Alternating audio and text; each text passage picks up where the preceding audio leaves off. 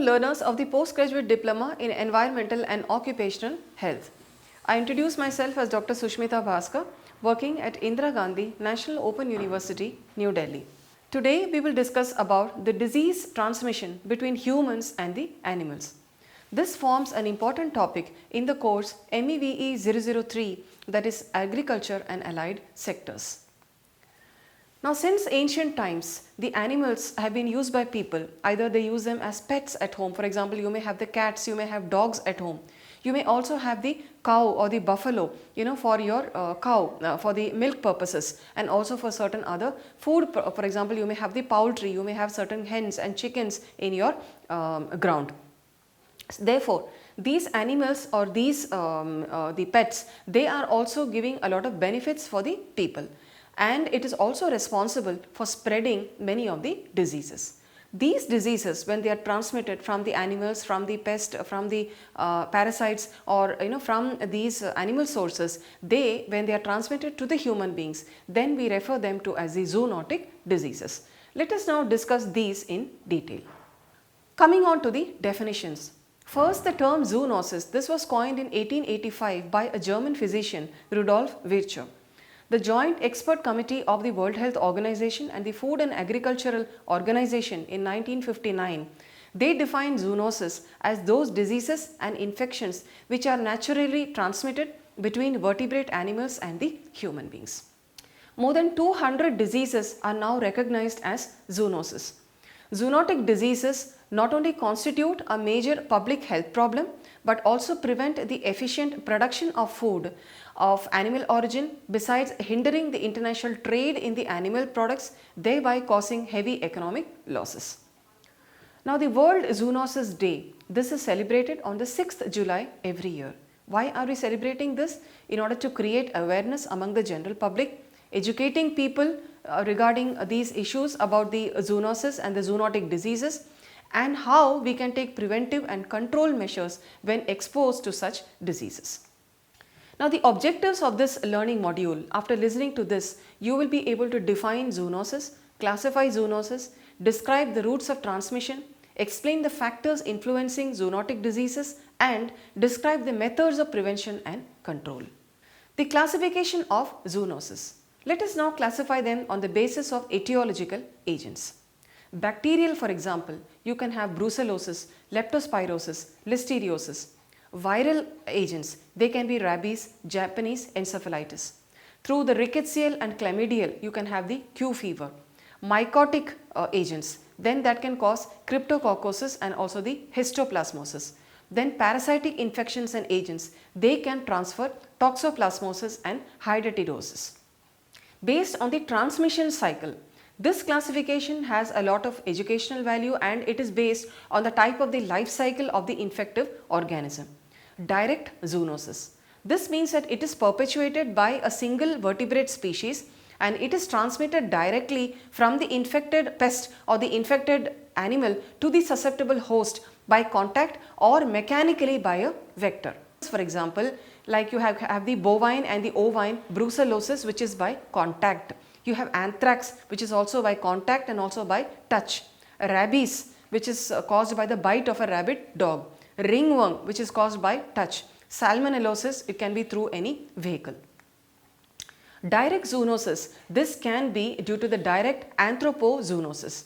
The lower vertebrates, that is the domestic and the wild animals, they are the reservoir host for the many of these infectious pathogens, and these reservoirs, they can transmit the infection to the human beings by accidental exposure or direct contact with the infected population and also the contaminated material.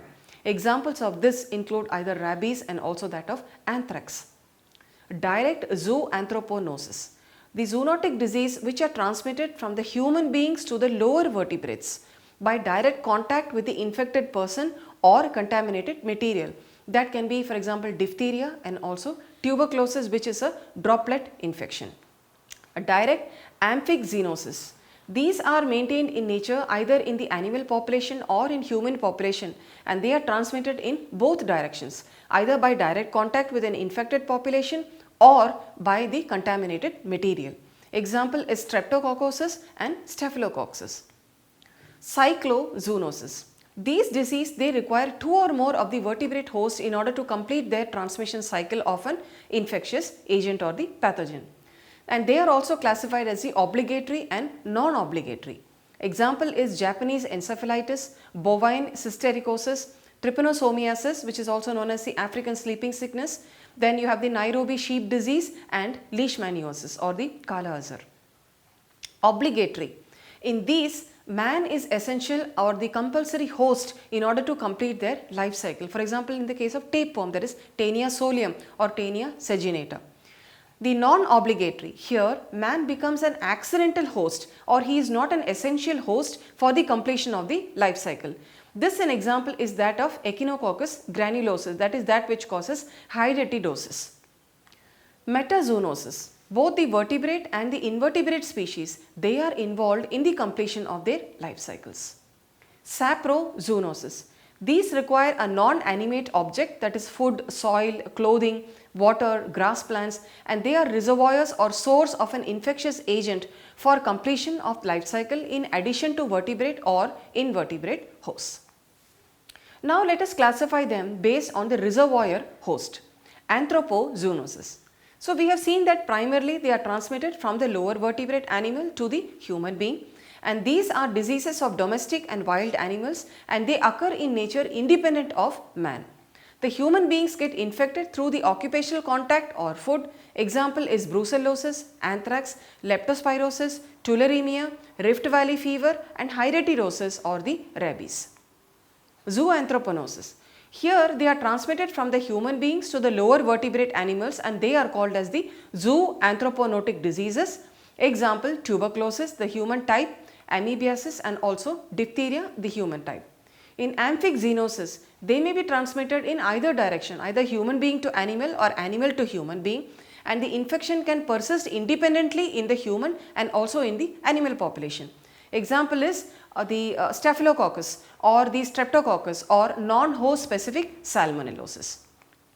Now let us see how these zoonosis or the disease is transmitted.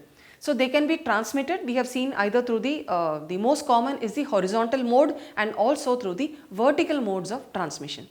The entry can be through ingestion, for example through food, it can be through contact, through inhalation in tuberculosis and coitus, that is the brucellosis.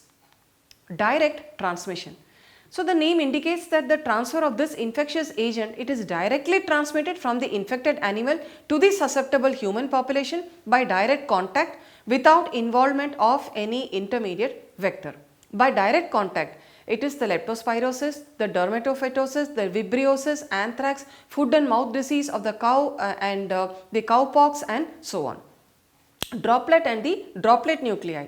Here, as I said you, the common cold, then influenza, tuberculosis, diphtheria, all these are transmitted by direct transmission, and you all know the examples of these. Contact with the soil. So sometimes even from the soil also the infections can be transmitted. So there are certain disease pathogens, they are present in the soil or in the decaying matter, for example anthrax spores, the hookworm infection, also the tetanus. The same way, bite of an animal, that is a rabid dog, when that bites a person or scratches from the cat or any other wild animal, that can also transmit certain zoonotic diseases. Then transplacental and vertical transmission, that is, it is an infection, the pathogen is actually transmitted from the mother to the child, that is through the umbilical cord or in the placental time, that is when they are in the womb. These examples are the hepatitis B virus, then the toxoplasmosis. Indirect transmission, that means the infectious pathogen or the agent from the infected to the susceptible host, that is through an intermediate vector, that is animate or inanimate. Vehicle-borne transmission. This can be through non-living things, for example it can be through the body fluids, it can be through serum, plasma, tissue, the organ, food and so on. And they can be transmitted biologically or mechanically. There are several examples, like through water, hepatitis A virus can be transmitted, through meat, the salmonellosis or the Trichinella spiralis, same way through milk, the tuberculosis, brucellosis, through fish, there are other Vibrio parahemolyticus, then through the blood, the hepatitis B virus can be transmitted, through organs, cytomegalovirus in the kidney transplant, that has also been reported by certain researchers. Airborne transmissions. It occurs through the transmission of the infectious pathogens between infected and the susceptible host through dust and the droplet nuclei in the air. And these droplet nuclei, let me tell you, they are of minute particle and they remain suspended in the air for a long period of time. So, they are persistent. That can interact and they can be formed by these droplet nuclei themselves. They can be formed by coughing or sneezing in the slaughterhouse, in the lab, and of course they can combine with the atmospheric agents, and then infections that are transmitted, they include the tuberculosis or the Q fever and so on. Fomite borne infection. These are transmitted through fomite, that is through the soil, through the clothes, through towels, through cups, through glasses, the door handle and so on. Examples are diphtheria, typhoid fever, skin infection and so on. Transmission cycle. So, therefore, there are several transmission cycles. The sylvatic cycle, this is where the pathogen is confined to wild vertebrates in the forest and they propagate among the wild animals. The agent gets transmitted to human when he is entering the forest ecosystem, like as hunters, or they are going for some hunting activity, for shooting, or other recreation activity, or for to domesticate the animals in the forest region. Example, the Kyasanur forest disease. Let me tell you, even the forest officials also can get certain these diseases. Then the monkey pox and so on. Synanthropic cycle. These pathogens occur and propagate in the domestic animals like the rodents, the birds, the lizards. They can also exist in close association with the human and the human dwellings. Thus, man can get exposed to these diseases. Example is plague and also tularemia, that is through the rat and also mouse and also through the rabbits. Human cycle. These infections persist in nature and man-to-man cycle can occur and they pass from the man to animals. The human tuberculosis through the transmission from the man to the animal is actually rare. The role of the domesticated, the domiciliated, the wild and the cold-blooded animals in transmission of zoonosis. So, many animals, as I told you, they are kept as pets, household pet at home, like dogs or cats or even parrots and so on. So, they may also act as a source of infection for their owner. Cat, for example, they can act as a reservoir for the cat scratch disease and the toxoplasmosis. Pulmonary and bubonic plague, that is an example where the rodent can act as a source and reservoir for the plague bacilli. Other diseases such as leptospirosis, tularemia, rabies, the murine typhus, the Q fever, and they all have the rodents as the reservoir. And most important, they are the wild vertebrates. They are involved in zoonosis are rats, mice and the monkeys. Wild mammals play a role in the zoonosis, chiefly as a reservoir host of the arthropod-borne infection. Monkeys may be reservoirs of the yellow fever, of the monkeypox and other viruses. Wild ungulates, the mule, the deer, the bison, they have known to harbor the Sarcocystis. Other important zoonotic infections reported from the wild animals, they include the toxoplasmosis in captive animals, brucellosis in raccoons, leptospirosis in zoo animals, yersiniosis in the wood mouse, brucellosis and tuberculosis in the bison, then the tularemia, listeriosis and leptospirosis in the field hare, Mycobacterium avium in the wild birds. What are the factors causing emergence of zoonosis? So, there are several emerging factors and they are also defined as the diseases that are caused either by an apparently new agent or by a previously known organism that appears in places or in species in which it was previously unknown. A re-emerging disease is considered a known or endemic disease that either shifts its geographical setting or expands its host range or significantly increases its prevalence. The factors responsible can be the microbial adaptation and change in the immunological status of the population, ecological changes and agricultural growth. Natural disasters like floods and earthquakes can also lead to the disease emergence. For instance, the deforestation in the state of Karnataka and the grazing by the cattle of this, they have led to the emergence of the Kyasanur forest disease. A favorable warm climate, so therefore climate change and the climate induced variations, they can also allow the vectors to survive and provide a much longer transmission period. Movement of the human population, migration, urbanization, they can also cause change in the human behavior and in the transmission of these diseases.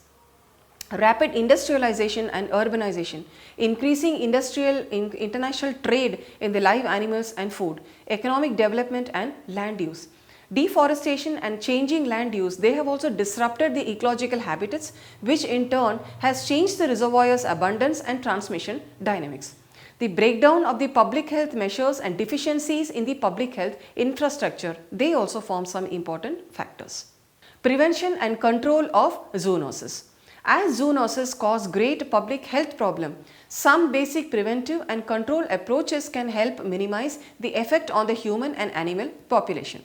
For foodborne zoonosis, the hazard management and good hygiene practices are seen as some good approaches. Similarly, the vector-borne zoonosis, they require the elimination of the vectors and breaking this transmission cycle of the infectious agents.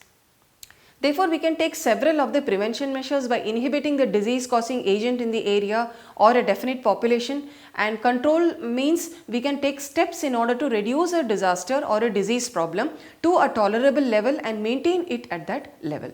Then the detection of the zoonotic disease in both the animal and the human population, identification of the vector, estimating the extent of their infection, and recognizing certain other environmental influencing factors. For example, as I told you, the climate factors. So, they will all allow us to enable to determine the endemic foci or whether it is going to become pandemic and plan the required interventions which will be needed in order to control. Elimination of reservoirs is again important, like you can adopt the isolation of the sick, then mass immunization will also help in the population. Then elimination and control of vector by spraying certain insecticides, spraying and reducing the contact potential by increasing herd immunity, by disinfection and spraying of these things and sanitation, increasing the host resistance by genetic selection of animals, and the chemoprophylaxis and immunization of animals and man. However, it may not be possible for every zoonotic disease under concern.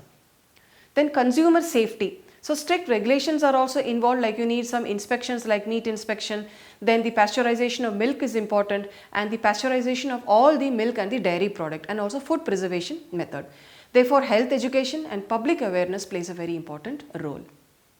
Important zoonotic disease, let us just name some of them. We have the bacterial disease. So, several bacteria can cause disease in the humans.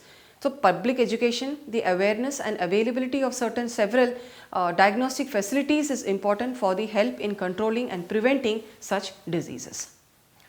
Leptospirosis, this is known as the autumnal fever, the cane cutters disease, canicola fever, harvest fever, the mud fever, Weil's disease and so on, that can survive in soil and water, and in India this disease is prevalent in all the species of the domestic animals and in several of the rodent species. Plague, this is known as the Black Death, that is caused by a bacteria Yersinia pestis, and this has caused pandemics. A variety of the species can get affected, like man, camel, deer, dog, the antelope, squirrel, so on. The rodents, mostly of the genus Rattus and Bandicota, they are serving as the primary host. The main is that is a black rat, that is a Rattus rattus, and oriental rat flea, that is a Xenophila chaopis. They are the species which are very important reservoirs and responsible for the disease transmission. Then the next is important is brucellosis in humans, and here again several, like the people experience fevers, chills, the weakness, lethargy, muscle and the joint pain and so on. So this is also by consuming the contaminated food and the milk product, and by also consuming unpasteurized products. So this is caused by a zoonotic infection by the bacteria Brucella genus, and human beings, we know how they are getting this through the contaminated food product. It is also known as Mediterranean fever, Malta fever or the undulant fever, and it is common worldwide, and the bacteria can occur as the coccobacilli, small intracellular bacilli, and they live in the reproductive organs of the animals. Listeriosis. This is caused by the Listeria species, and they are acquired again by drinking and eating contaminated food with this listeriosis, unpasteurized cheese and the dairy product, and this also the infection can occur in the cattle and the goat and cause certain abortion. It is also risky to the elderly people, the pregnant women, and those who have a very weak immune system. Salmonellosis. This is also a bacterial infection, and again people can get infected by consuming the food that is contaminated with the Salmonella bacteria.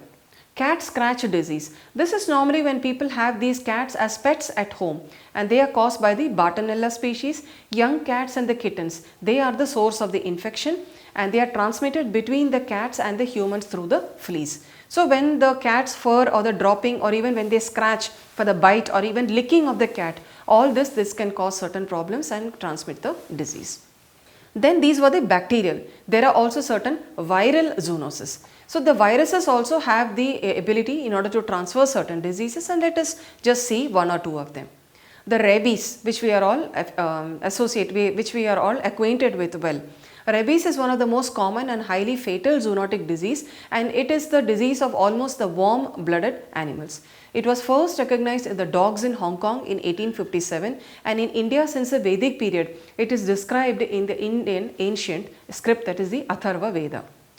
This disease is caused by the virus belonging to the genus Lyssavirus in the family Rhabdoviridae, and normally when the dog bites, it licks and even its infectious saliva, that also through the aerosol route, and it can create certain problem.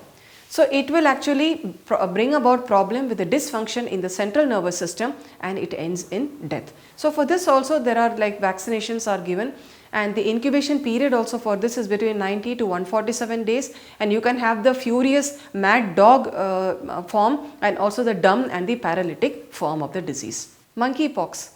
This is again another orthopox virus that causes a disease with symptoms which are similar but less similar and severe to the smallpox.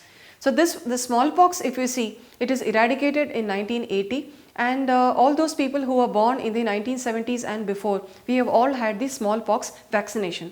But nowadays our children are not getting this, they are getting BCG vaccination and other vaccinations. So because this was completely eradicated globally, but it still continues to occur in certain Central and West African regions. So what is this? It is also transmitted from the animals to the humans. It is a viral disease, and it occurs in the areas which is near the tropical rainforest, where there are animals that can carry this virus.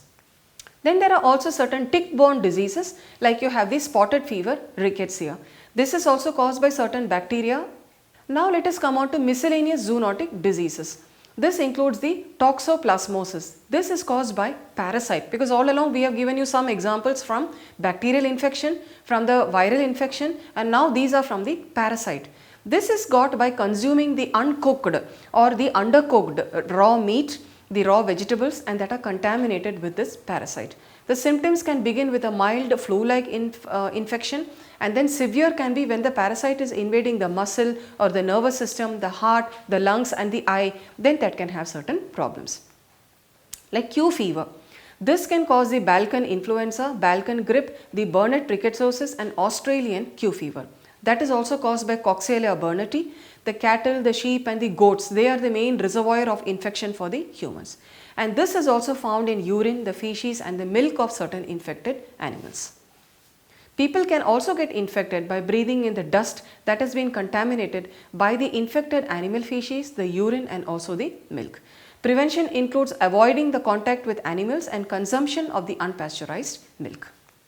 My dear learners, in this session we have understood about the disease transmission and the several agents, the routes of the transmission of the zoonotic infections and how they are transmitted, the factors that are involved in the transmission. We have also given you certain examples of the bacterial, the viral zoonotic diseases, and also certain which are caused by the parasites and the other sectors.